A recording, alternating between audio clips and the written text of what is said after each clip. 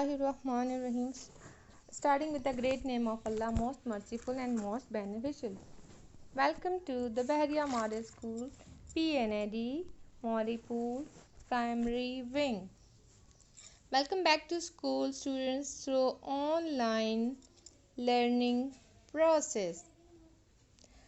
Assalamu alaikum. How are you all, students? I hope so. You all are fit and fine. Am I right? Students, this is your English class and I am your English teacher, Mrs. Razia Shabir. Students, kindly take out your English textbooks. We are going to read our first chapter, Amin and the Eggs. Look at the starter activity. Look at the pictures below. What will happen next? Draw or write your answer in the box beside each picture. ये आपने लिखना है, इसका जो answer होगा on your textbooks. Now look at the picture. What is happening here?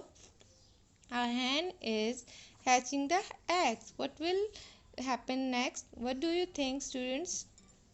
Think about it. The eggs will hatch into chicks, right? Right, okay ji. Oh, now look at the next picture. What is happening here? A man is sowing the seeds. What will happen later?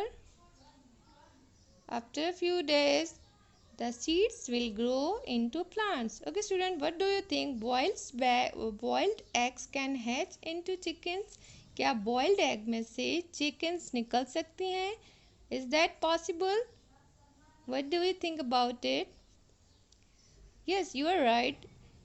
Boiled eggs cannot hatch into chickens and boiled beans can grow into plants. What do you think? Is that possible? कि उबली हुई beans में से नए पौधे निकल आए?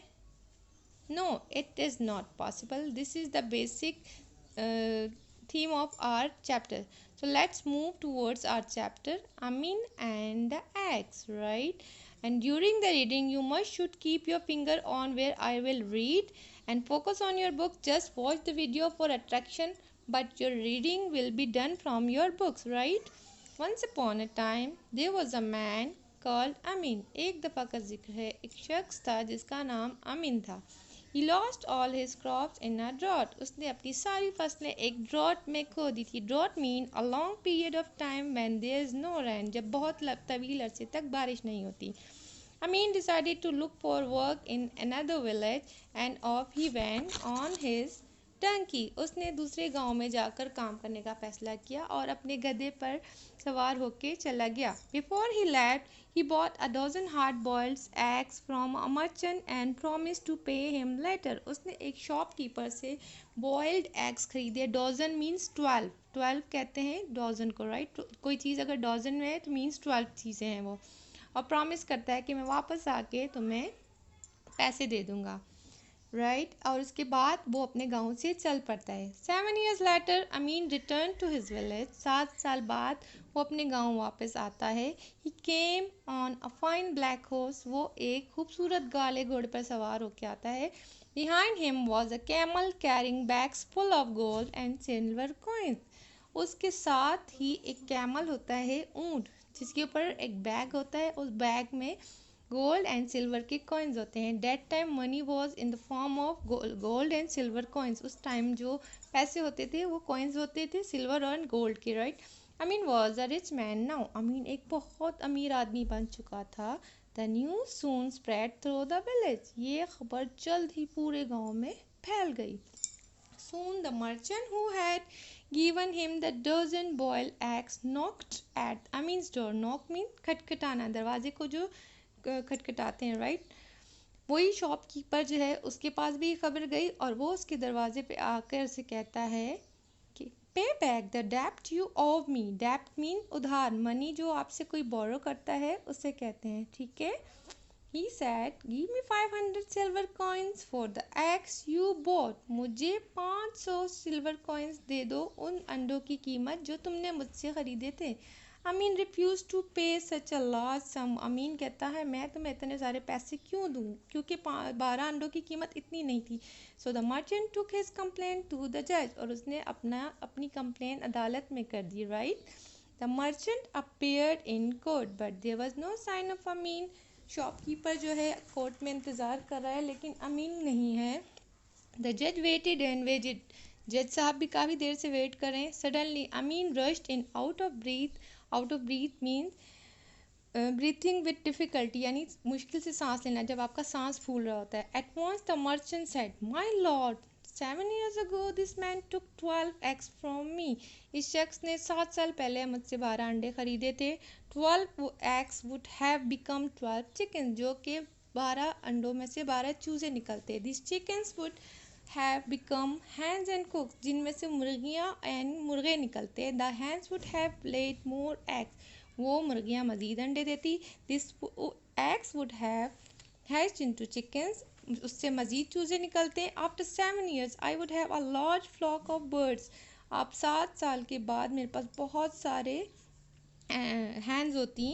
Now Amin must pay me 500 silver coins for all the birds I have lost. अब जो है अमीन को मुझे 500 सोने के चांदी के सिक्के देने चाहिए क्योंकि इसकी वजह से मेरा बहुत बड़ा नुकसान हुआ है।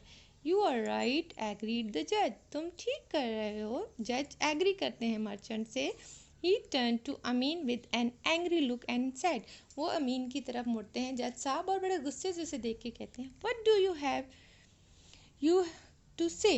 तुम्हारे पास कहने को कुछ है? And by the way, why are you late? और ये तो बताओ तुम इतने लेट क्यों हैं? अमीन said, अमीन कहता है, My lord, जज साहब, I had a plate of boiled beans in the house। मेरे पास एक प्लेट उबली हुई लोबिया थी, बीन्स कहते हैं, राइट।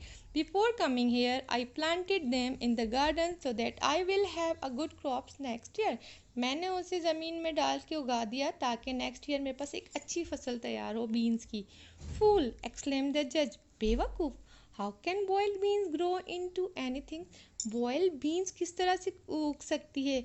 अमीन रिप्लाइड, यस इंडीड, हाँ हकीकत में आप सही फरमा रहे हो माय लॉर्ड।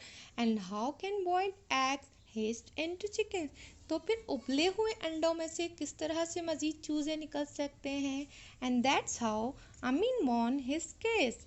इस तरह से अमीन ने अपना केस जीत लिया।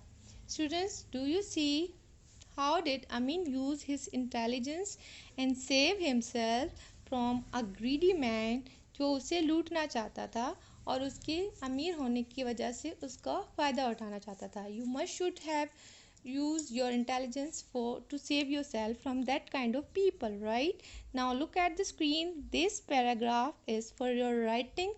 You must should write this paragraph on your text copy, but before that make a title page and then start your work.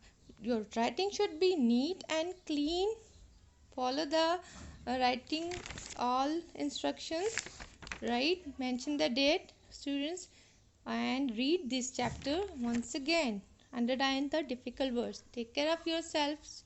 Inshallah we will meet in next video. See you later. Allah Hafiz.